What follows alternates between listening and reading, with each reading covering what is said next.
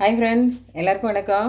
இன்றைக்கி நம்ம எலுமிச்சம்பழம் ஊறுகாய், உப்பு ஊறுகான்னு சொல்லுவாங்கள்ல, அது எப்படி போடலான்னு பார்க்கலாம். அதுக்கு தேவையான அளவுக்கு நான் எலுமிச்சம்பழம் எடுத்து வச்சுருக்கேன். அதை இப்படி கட் பண்ணி எடுத்து வச்சுருக்கேன் ஃப்ரெண்ட்ஸ். அதுக்கு தாளிக்கிறதுக்கு ஒரு ஸ்பூன் ஆயில் எடுத்துக்கலாம். இது கடுகு, கொஞ்சோண்டு சர்க்கரை, தேவையான அளவுக்கு உப்பு, கொஞ்சம் மஞ்சள் தூள், இது கொஞ்சம் வெந்தயமும் பெருங்காயமும் எடுத்து வச்சுருக்கேன் ஃப்ரெண்ட்ஸ்.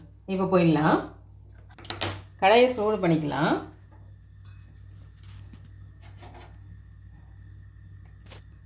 இந்த அளவுக்கு ஆயில் போட்டால் போதும். கடாய் சூடான பிறகு டக்குன்னு நம்ம கடுகு சேர்த்துடலாம். காரம் இது 3 நிமிஷம் ஆனால் நம்ம இதில் இப்போ கடுகு நல்லா வெடிக்கட்டும்.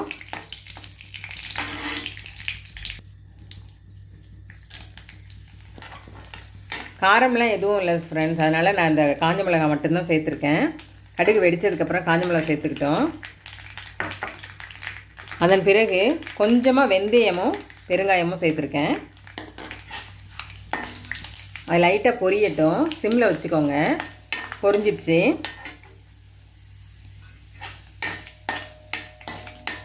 இனிமேல் நம்ம சேர்க்க வேண்டியது எதுவும் இல்லை, அதனால் நம்ம ஸ்டவ்வை கம்ப்ளீட்டாக ஆஃப் பண்ணிட்டோம்.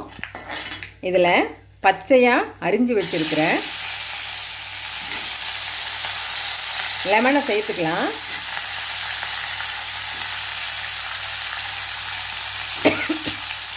சீட்ஸ் இல்லாமல் சேர்த்துக்கோங்க ஃப்ரெண்ட்ஸ். இந்த மாதிரி ஒரு பழத்தை புழிஞ்சு சாறு எடுத்து வச்சுருக்கேன். அதை ஸ்டவ்வெல்லாம் கம்ப்ளீட்டாக ஆஃப் பண்ணியாச்சு. இப்போது இந்த சூட்லேயே நம்ம கொஞ்சம் மஞ்சத்தூள் மட்டும் சேர்த்துக்கலாம். சேர்த்தாச்சு. கொஞ்சமாக ஃப்ரெண்ட்ஸ், ஒரே ஒரு ஸ்பூன், நான் கொஞ்சம் அந்தளவுக்கு போதும். கொஞ்சம் வெல்லம் சேர்த்துருக்கேன், தூள் பண்ண வெல்லம். இதுக்கு தேவையான அளவுக்கு உப்பு சேர்த்துக்கலாம். நான் அளந்து வச்சுருக்கேன். ஒரு டேபிள் ஸ்பூன் அளவுக்கு உப்பு தேவைப்படும். உப்பு பத்தலைன்னா கூட ஊறும்போது பார்த்து சேர்த்துக்கோங்க. இதுக்கு நான் ஒரு 8 பழம் எடுத்து வச்சுருக்கேன். 8 பழத்துக்கு இந்த எலுமிச்சம்பழம் புளிப்புத்தன்மை அதிகம் உள்ளது. இந்த அளவுக்கு நாம் 8 பழத்துக்கு இந்த ஸ்பூனால் நல்லா ஃபுல்லாக ஒரு ஸ்பூன் அளவுக்கு சேர்க்கணும். ஸ்டவ் கம்ப்ளீட்டாக ஆஃப் பண்ணியிருக்கேன். ஒரு பழம் புழிஞ்சு வச்சுருக்கேன். இந்த ஜூஸில் தான் நம்மளுடைய ஊறுகாய் ஊறப்போகுது. அவ்வளோதான் ஃப்ரெண்ட்ஸ். இது ஒரு மெத்தடு.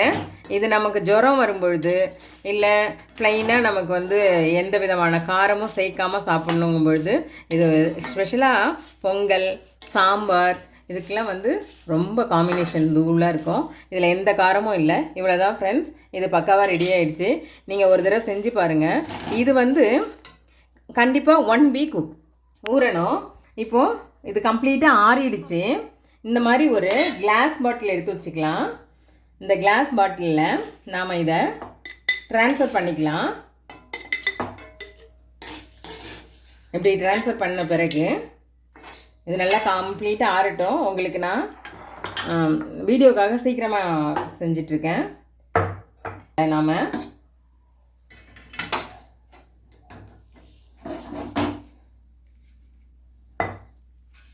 மாற்றிக்கலாம்.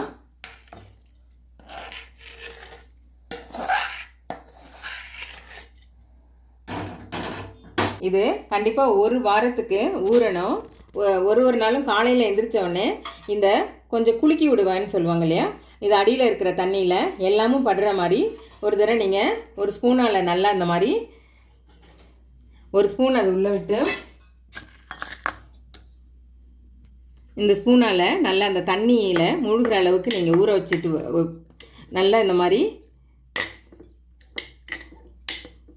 செஞ்சு விட்டுட்டிங்கன்னா இதில் இருக்கிற அந்த சாரெல்லாம் வெளியில் வந்துடும். அந்த சாறுலேயே இந்த லெமன் ஊறும் பொழுது ரொம்ப டேஸ்ட்டாக இருக்கும் ஃப்ரெண்ட்ஸ். இது ஒரு வாரம் கழித்து சாப்பிட்டிங்கன்னா நல்லா ஊறி பதமாக இருக்கும்.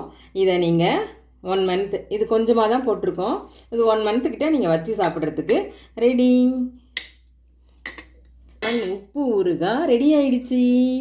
ஓகே ஃப்ரெண்ட்ஸ், பாய்.